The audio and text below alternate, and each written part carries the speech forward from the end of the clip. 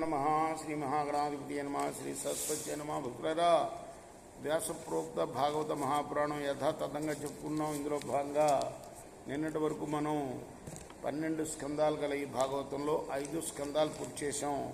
6వ స్కందాన్ని 50 భాగాలుగా చెప్పుకున్నాం. ఈ రోజున 51వ భాగాన్ని చెప్పుకునే ముందు వ్యాస భగవాను ప్రార్థన చేసుకుందాం. వ్యాసాయ విష్ణురూపాయ వ్యాసరూపాయ విష్ణవే నమో వై బ్రహ్మణజే వాసిష్ఠాయ నమో నమః. సమర్థ సద్గురు సాయినాథ్ మహారాజ్ की जय.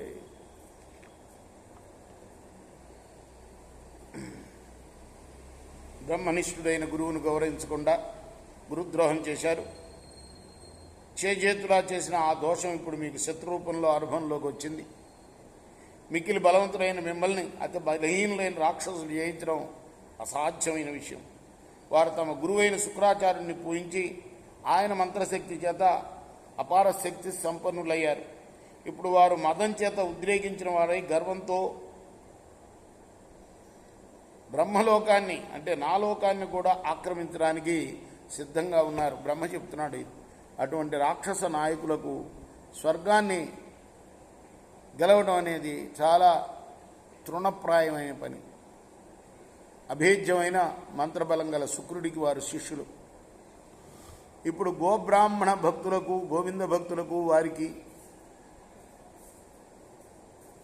తప్ప తక్కిన రాజులకి ఎవరెవరికి గోబ్రాహ్మణ భక్తులకి గోవుల్ని బ్రాహ్మణుల్ని పూజించే వాళ్ళకి గోవింద భక్తులకి వీళ్ళకి తప్ప తక్కిన రాజులకి అందరికీ మూడినట్లే.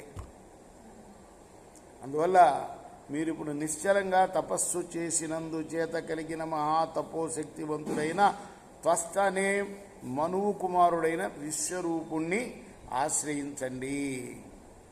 ఆయన మహాతపస్వి, సత్వగుణ సంపన్నుడు.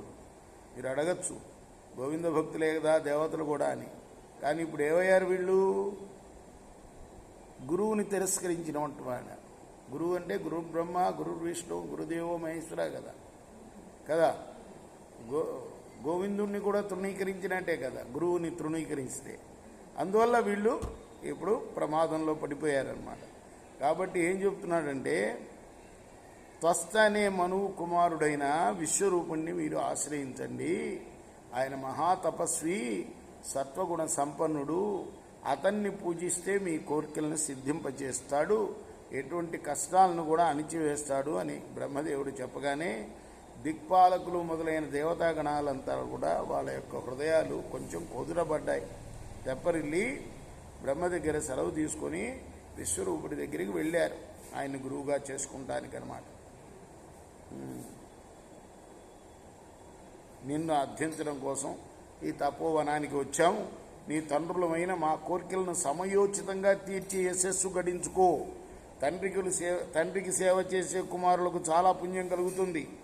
ఆ కుమారులు గుణవంతులు బ్రహ్మచారులు అయితే వారికి గురుసేవ కన్నా కావలసింది మరే ఉంటుంది. అదీగాక గురువు పరమాత్మ స్వరూపుడు, తండ్రి బ్రహ్మస్వరూపుడు, అన్న దేవేంద్ర స్వరూపుడు, తల్లి భూదేవి రూపం, సోదరి దయాస్వరూపిణి, భావం ధర్మస్వరూపం, తాను అర్ధిస్వరూపం, అభ్యాగతులు అగ్నిదేవుని రూపం, సర్వప్రాణులు భగవంతుడి స్వరూపం. కాబట్టి తండ్రి అధికమైన ఆపదలో ఉన్న పితృజనులమైన మమ్మల్ని కాపాడు. చల్లని చూపు చూచి శత్రు భయాన్ని పోగొట్టి సాటి లేని నీ తపోమహంతో దరిచేర్చి రక్షించు అని కొడుకునే కోరుతున్నారు గురువుగా ఉండమని. రేపు మనం 52వ భాగాన్ని చెప్పుకుందాం. కృష్ణార్పణమస్తు. సాయి కృష్ణార్పణమస్తు. శ్రీ సచ్చిదానంద సద్గురు సాయినాథ్ మహారాజ్ की जय. చేకోరా హారతి దిగో సద్గురునాథ దేవా సాయినాథ. పాంచభౌతిక తత్వములనే హారతులిత్తు